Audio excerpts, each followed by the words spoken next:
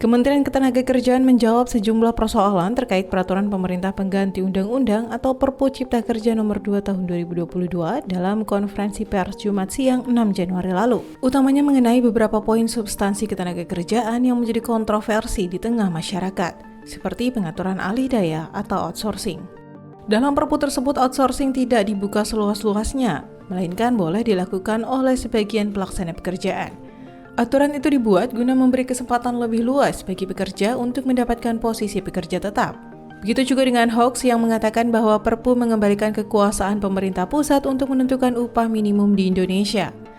Dalam Perpu ini, kewenangan pemerintah pusat menetapkan besaran upah minimum bagi suatu daerah hanya ketika daerah itu sedang dalam status kebencanaan nasional. Perpu juga mengatur mengenai kewajiban pengusaha untuk menerapkan struktur skala upah. Artinya, pekerja dengan masa kerja 1 tahun ke atas sudah harus mengalami peningkatan pengupahan disesuaikan dengan kemampuan perusahaan dan tingkat produktivitas pekerja. Sementara mengenai libur, Kemenaker memastikan pekerja mendapat 1 atau 2 hari dalam seminggu, tergantung peraturan perusahaan atau perjanjian kerja bersama. Namun, jam kerja karyawan maksimal adalah 40 jam dalam seminggu. Apabila perusahaan menerapkan jam kerja lebih dari itu, maka harus melapor dan mendapat izin dari Kemenaker. Begitu pula dengan cuti panjang tidak dihapuskan, melainkan ditentukan dalam peraturan perusahaan atau perjanjian kerja bersama. Selain itu, ada beberapa poin lain yang turut diklarifikasi, seperti aturan mengenai perjanjian kerja waktu tertentu atau PKWT, cuti haid dan melahirkan, pemutusan hubungan kerja, dan uang pesangon, uang penghargaan masa kerja, serta uang penggantian hak.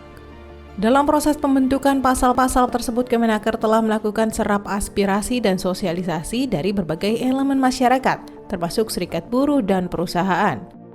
Jadi gini, dari serap aspirasi publik dan sosialisasi yang kami lakukan, yang kami catat ya, itu kan nggak cuma dari pekerja atau buruh atau serikat pekerja, pengusaha juga, komunitas lain juga, dinas, Pemda juga punya concern.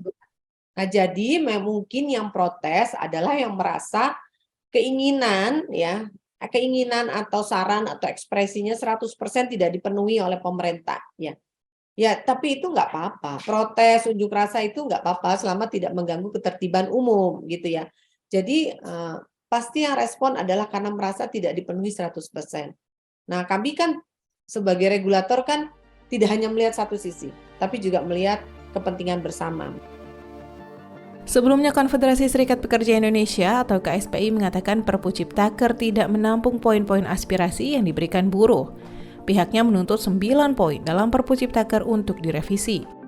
Dengan terbitnya Perpu Ciptaker ini, maka mengubah, menghapus, dan menetapkan aturan baru terhadap beberapa ketentuan yang diatur sebelumnya dalam 4 undang-undang terkait ketenagakerjaan, yaitu Undang-Undang Nomor 13 Tahun 2003 tentang Ketenagakerjaan, Undang-Undang 40 Tahun 2004 tentang Sistem Jaminan Sosial Nasional, Undang-Undang Nomor 24 Tahun 2011 tentang Badan Penyelenggara Jaminan Sosial, dan Undang-Undang Nomor 18 Tahun 2017 tentang Perlindungan Pekerja Migran Indonesia.